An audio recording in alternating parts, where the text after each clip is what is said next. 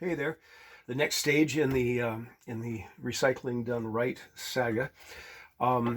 Remember, I'd pulled everything apart and I pressed it flat because my first plan didn't work, which is why we always have a backup plan. So I'm going to show you my method for basting up pleats to be pressed into box pleats. Now, it's certainly not the way that they've done it in the past. I was never taught, so I had to come up with my own method based, amongst other things, because I'm left-handed. And it really makes me wonder how much influence that sort of thing has in the high number of cases, percentage-wise, of lefties who tend to be quite creative and artistic and everything else. So as you can see, I've basted the first crease. There's going to be a second crease when we fold it, but I've basted this first crease to be pressed. And the reason for that is after this is sewn together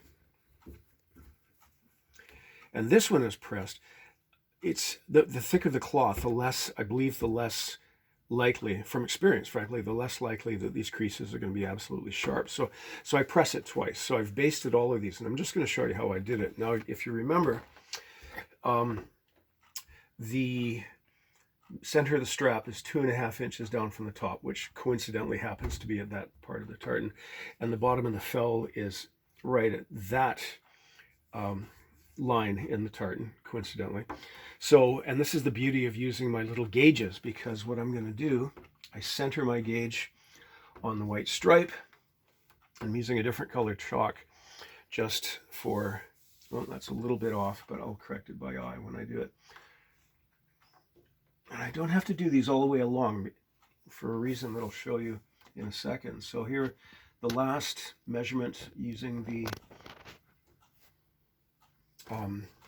wide piece, the 3/4 inches. Now, the measurement at the from the top to the center of the buttonhole is 5/8. So I switch to my other one, center it on the line, and I draw it, and there we go, and now I can put it away. So that's made it less prone to failure. So now I take my basting thread, which isn't waxed, isn't knotted, and starting at the top, I fold down that first 2.5 inches. Because remember, the fell is tapered to the point equal to the middle of the strap, and then it's parallel thereafter. That's for men's kilts.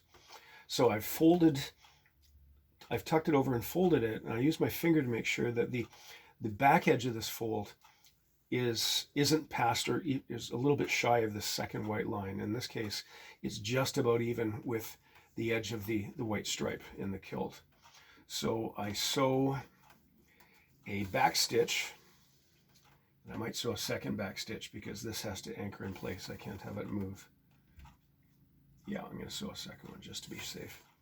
And holding it in place like that, I baste it about 1 per inch.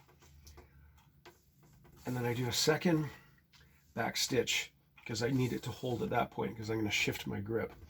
Now I move to the bottom of the fell and I fold down again making sure that the inside crease is about at the back of the white. We certainly don't want it. The closer it gets to this outside edge, the more difficult it's going to be to sew that seam.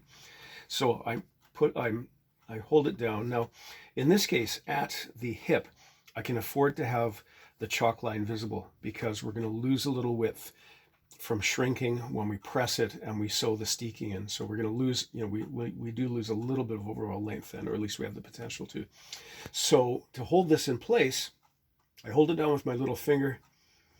I stretch the seam, or the fold tight, and that creates a crease exactly where I want the taper line to be. So then laying out my fingers like a student on the violin, trying to reach that position there. I'm holding it along the line, and I sew and move my fingers while keeping this pinky finger in place. And again, 1 per inch.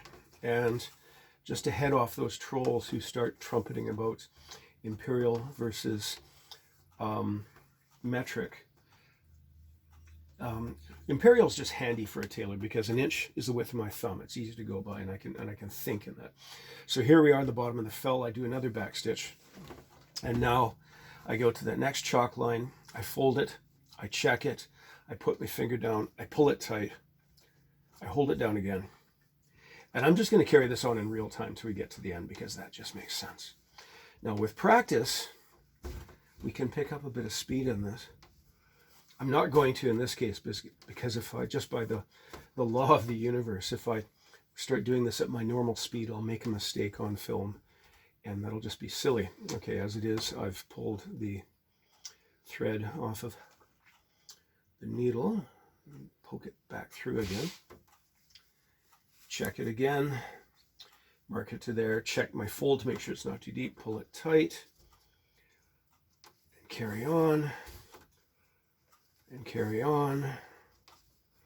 Now when we get to the end, there's a tendency for it to fold under like that. So we're aware of that. We overcompensate perhaps a little bit and bring it to the end. And look, it's popped again. I'll just rethread that again.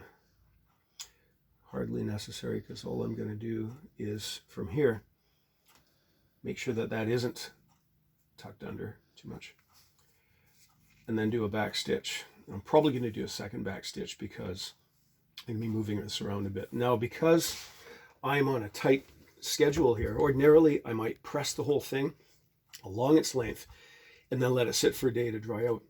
I don't have that luxury today. So what I'm going to do from here is I'm going to press every of the 27 pleats from the bottom of the fell, or maybe just a bit past it, to the hem, and do it all the way along its length, and then start sewing up the pleats. Because my aim today, I booked off work because at 2 o'clock in the morning, my subconscious popped up and said, you know, you're not going to have time if you're just doing this after the day job. So I've called a personal day. My aim today is to have the outward face of the kilt done. 27 pleats sewn, both apron shaped. Then it gets its second press, and then tomorrow I can finish it on the inside. There was probably something else I was going to say. Oh yes, because the reason why I'm not pressing it all the way along its length is because wet wool is really, really difficult to sew. It is very high friction, and you have to fight the needle through. And even so, with this coarse military cloth, my hands are going to be pretty raw at the end of this because I don't have the luxury of stopping and waiting. I'm going to bash through. So thank you. Don't know when the next episode will be, but let's carry on. Cheers.